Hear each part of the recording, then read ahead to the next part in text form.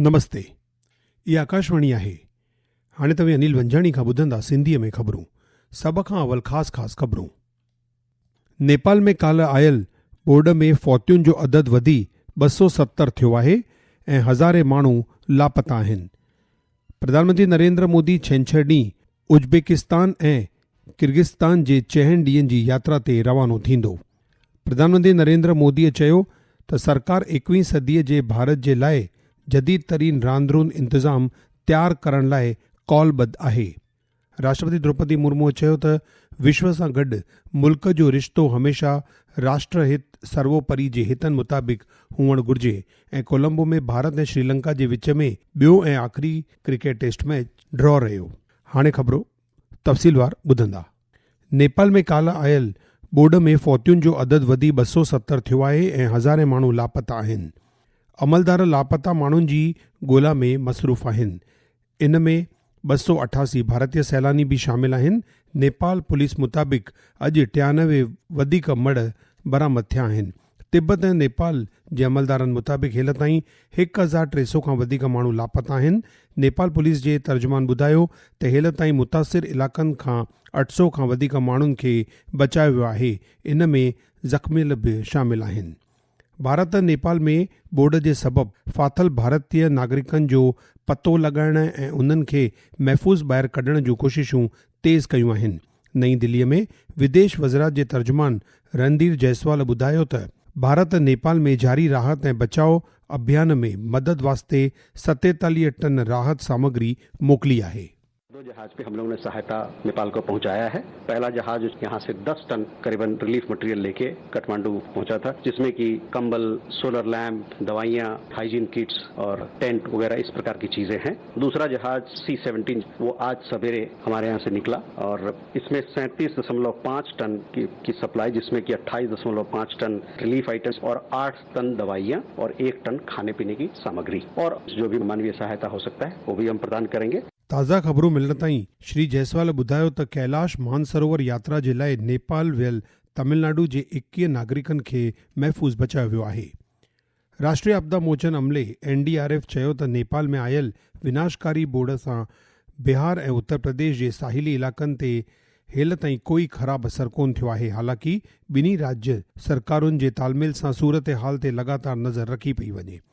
अमले जे director general Narendra Singh Bundela ॿुधायो त यूपी में कुशीनगर एरिया अफेक्ट होता है गोरखपुर के पास, तो एक टीम वहां पर डाइवर्ट कर दी गई थी। एक जो CWC का भी इनपुट था कि उसका इम्पैक्ट वाल्मीकि नगर में बैरेज है गंडक रिवर पे, उसका जो पानी का डिस्चार्ज का फ्लो उसको मॉनिटर कर रहे हैं। फील्ड में अभी तक फ्लड का ज्यादा इम्पैक्ट नहीं पड़ा है। स्टेट गवर्नमेंट ने अपने रिसोर्सेज NDRF की जो रिक्वायर्ड तैनाती है वो कर दी है दोनों राज्यों में, और अभी तक हम इस स्थिति को मॉनिटर कर रहे हैं।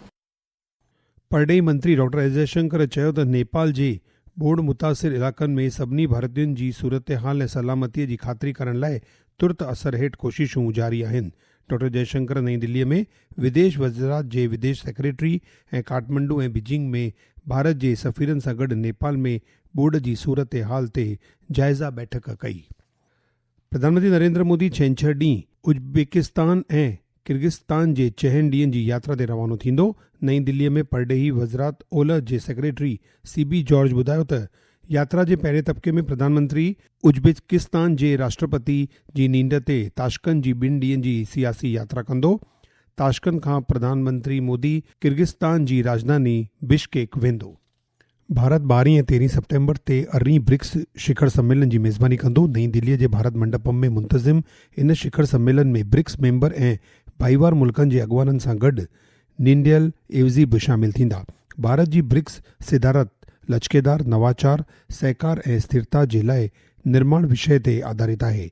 इहो प्रधानमंत्री नरेंद्र मोदीअ जे इंसानियत अव्वल जी भावना ते आधारित अवामी मरकोज़ नज़रिए खे ॾेखारे थो। ई ख़बरूं तव्हां आकाशवाणी तां ॿुधी रहिया आहियो।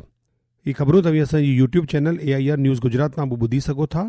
वधीक ख़बरुनि जी तफ़सील लाइ तव्हां असांजी वेबसाइट newsonair.gov.in खे फॉलो करे सघो था।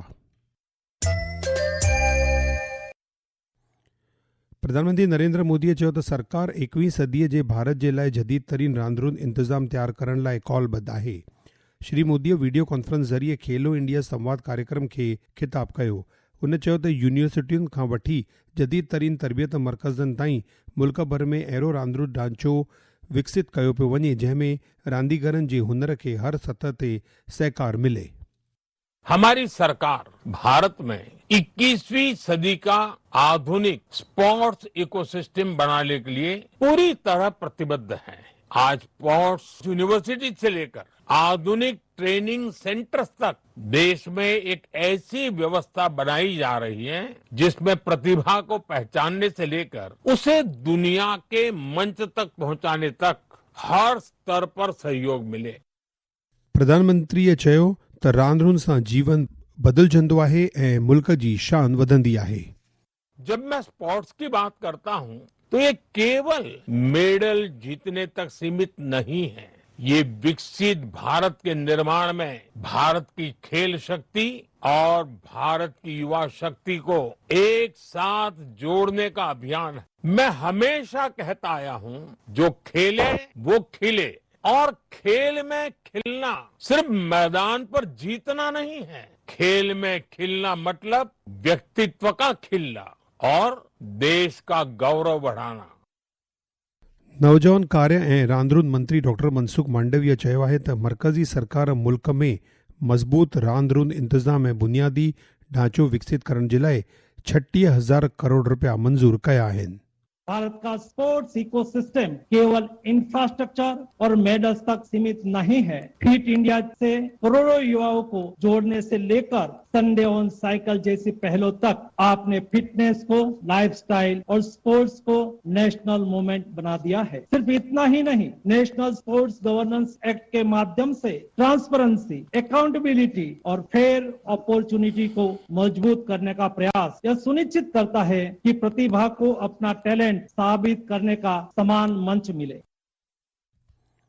राष्ट्रपति द्रौपदी मुर्मू चयो त विश्व सां गॾु मुल्क जो रिश्तो हमेशा राष्ट्रहित सर्वोपरि जे हितनि मुताबिक़ हुअणु घुरिजे। भारतीय विदेश सेवा जे तरबियत वठंदड़नि अॼु राष्ट्रपति भवन में राष्ट्रपति द्रौपदी मुर्मू सां गॾिजाणी कई। राष्ट्रपतिअ चयो त हू ख़ातिरी कनि त भारतीय सिफ़ारतखानो ज़रूरत जे वक़्तु नागरिकनि जे लाइ हमेशा मौजूदु रहे। राष्ट्रपतिअ चयो त भारतीय परॾेही शेवा जा अमलदार न सिर्फ़ सरकार जो इवज़ीपणो कंदा आहिनि पर 140 करोड़ मुल्क वासियुनि जे उम्मीदुनि जो पिणु इवज़ीपणो कंदा आहिनि। बचाव मंत्री राजनाथ सिंह अॼु मध्य प्रदेश जे जबलपुर में 450 करोड़ रुपयनि जी लागत सां टी सीरीज़ टैंकुनि जे ओवरहॉलिंग प्रोजेक्ट जी संगे बुनियाद रखी। हीउ कार्यक्रम व्हीकल फैक्ट्री जबलपुर में मुंतज़िम कयो वियो, जंहिंमें मुख्यमंत्री डॉक्टर मोहन यादव पिणु शामिल हो। बॉम्बे स्टॉक एक्सचेंज जो सेंसेक्स अॼु 539 पॉइंटूं घटिजी करे 76,934 ते बंदि थियो। ओॾा नेशनल स्टॉक एक्सचेंज जो निफ्टी पिणु 117 पॉइंटूं घटिजी करे 24,091 ते बंदि थियो। आबहवा महकमे छंछरु ॾींहुं ताईं बिहार, छत्तीसगढ़, झारखंड ऐं उत्तर ओभर राज्यनि में तेज़ बरसाति जा इम्कान ज़ाहिर कया आहिनि। ऐं कोलंबो में भारत ऐं श्रीलंका विच में ॿियो ऐं आख़िरी क्रिकेट टेस्ट मुक़ाबिलो ड्रॉ रहियो। हाणे ख़ासि ख़बरूं हिकु दफ़ो वरी ॿुधंदा। नेपाल में काल्ह आयल बोर्ड में फौतियुनि जो अदद वधी 270 थियो आहे ऐं हज़ारे माण्हू लापता आहिनि। प्रधानमंत्री नरेंद्र मोदी छंछरु ॾींहुं उज़्बेकिस्तान ऐं किर्गिस्तान जे 6 ॾींहनि जी यात्रा ते रवानो थींदो।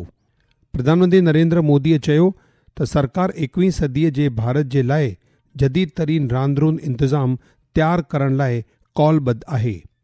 राष्ट्रपति द्रौपदी मुर्मू चयो त विश्व सां गॾु मुल्क जो रिश्तो हमेशा राष्ट्रहित सर्वोपरि जे हितनि मुताबिक़ हुअणु घुरिजे ऐं कोलंबो में भारत ऐं श्रीलंका जे विच में ॿियो ऐं आख़िरी क्रिकेट टेस्ट मैच ड्रॉ रहियो। ख़बरुनि जो ई सिलसिलो हिते पूरो थियो। तव्हां मूंखे ॾींदा इजाज़त। नमस्ते।